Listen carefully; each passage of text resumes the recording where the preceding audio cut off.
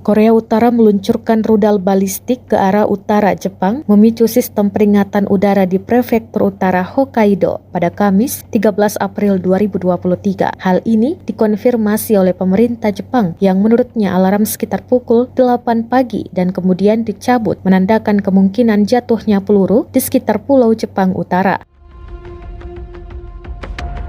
Menteri Pertahanan Jepang, Yasukazu Hamada, kemudian melaporkan bahwa rudal tersebut tidak mendarat di perairan teritorial Jepang. Menurut Kepala Staf Gabungan Korea Selatan, yang diluncurkan oleh Korea Utara adalah rudal balistik jarak menengah. Peluncuran berlangsung di utara Pyongyang dan proyektil itu tenggelam di perairan laut Jepang. Para pejabat Korea Selatan dan Amerika Serikat mempertahankan latihan mereka yang bersifat sangat defensif dan datang sebagai tanggapan atas meningkatnya ancaman nuklir Korea Utara.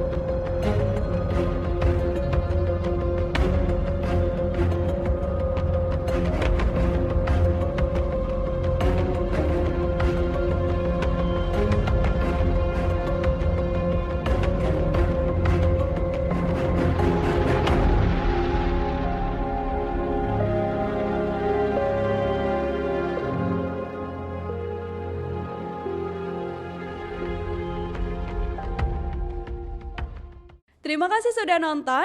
Jangan lupa like, subscribe, dan share ya.